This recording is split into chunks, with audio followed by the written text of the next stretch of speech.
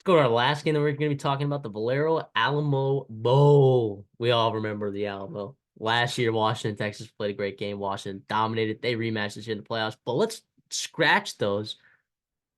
Arizona is in the Alamo Bowl this year, This is incredible. and they're Incredible coaching and they're job. favored by 3 points against Oklahoma.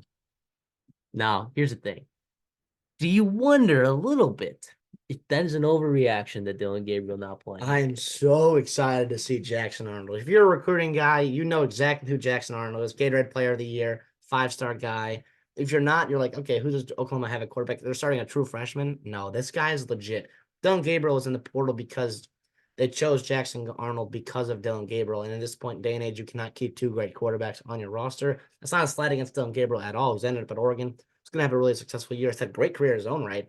But Jackson Arnold is the truth, man. And I'm so excited. Out of all these freshmen in that this famed quarterback freshman class, Dante Moore, Malachi Nelson, Arch Manning, all those guys, it was Jackson Arnold that a lot of people in behind the scenes and in the industry were like, he's the one that they love right away and also in the future as well.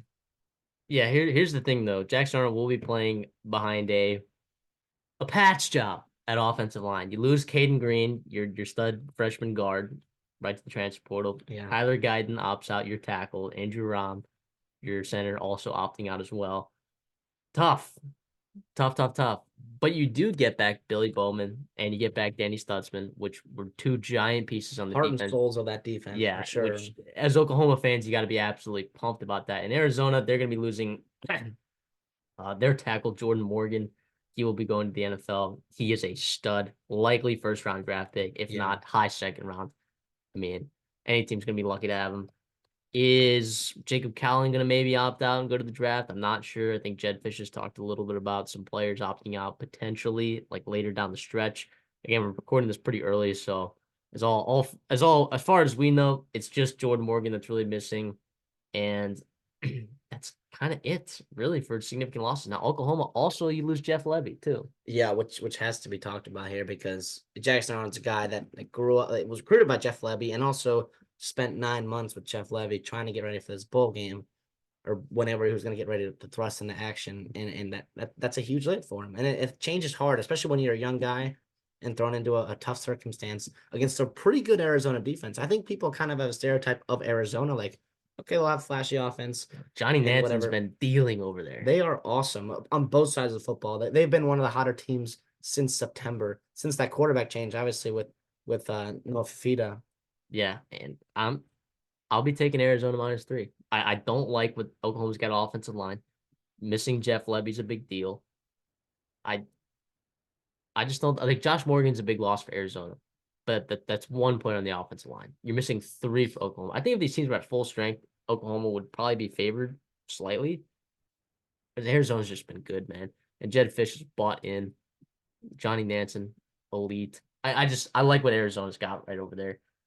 And I think that they just continue this momentum that they get. Look, Mm-hmm. once again, I mean, the Pac-12 team in this matchup won last year when the Big 12 team was favored. This time the Pac-12 team is favored. I just like Arizona a lot. We've been riding them all year. Well, since like September.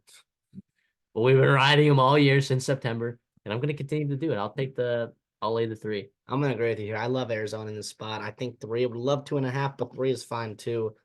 You mentioned the O line. I think what they do with Jacob Mano and getting after the quarterback there, coming from depth, is gonna do a lot of things to disrupt that brand new offensive line that's gonna be thrust into action there for Arizona. A lot of times in these bowl games, you have plenty of opt outs, like couple opt outs on each side, whatever it is. Like you have to focus on position groups, and if there's like depth depleted at a position group, that can really factor and give you a little edge here. I think that's going to do it here. And obviously, Arizona on the offensive side of the ball, we haven't even talked about, right? Like I love Coleman. I love all those guys, Michael Wiley, et cetera. And in the running game, DJ Williams runs super hard.